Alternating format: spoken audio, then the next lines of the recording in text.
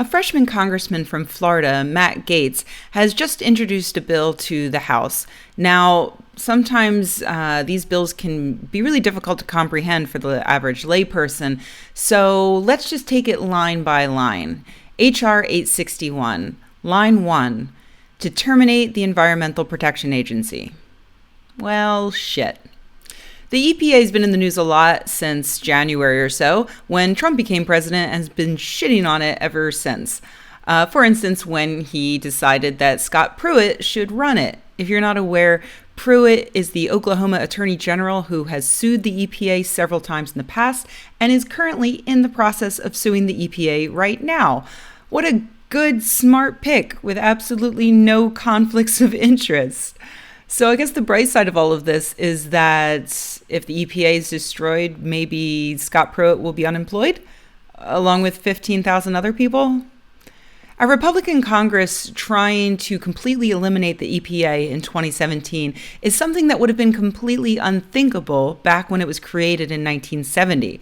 It was an executive order from none other than Richard Nixon, and it was ratified by the House and Senate. And pretty much all politicians everywhere at every level, regardless of their background or political viewpoint, agreed with the creation of the EPA. How could a federal oversight agency have that much support from both sides of the aisle? Because back in 1970, before the government started protecting the environment, shit was really fantastically fucked up. One of the first things the EPA did after their creation was to hire some photographers to document what life was like in America at the time of their founding. And the photos weren't revelatory back then because they just showed daily life that everyone was used to. But nearly 50 years later, they are horrifying.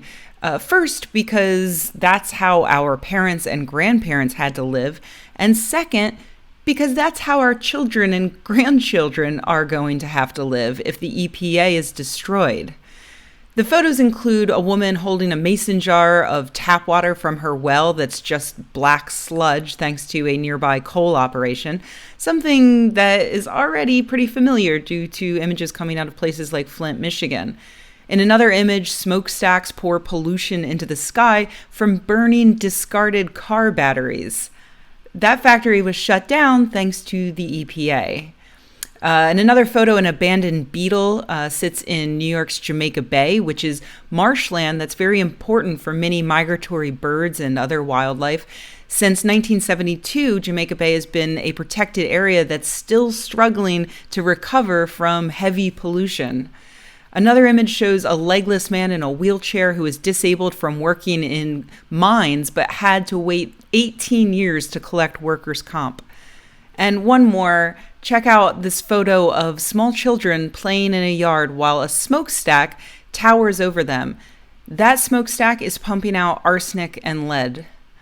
Congressional representatives may make enough money to temporarily shield themselves and their families from their actions when they destroy the EPA.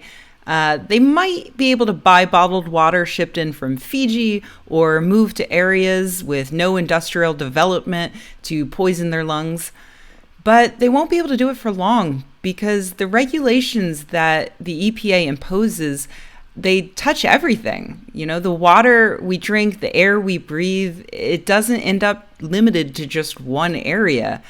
Even the rich eventually won't be able to avoid the negative consequences of the world we create. So let's hope that the rest of Congress has enough sense to shut down this resolution, not only to save the jobs of more than 15,000 people, most of them scientists, but also the lives of countless more.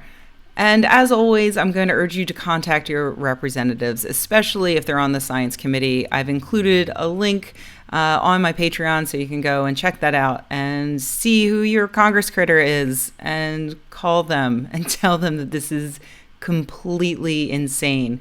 We need the EPA.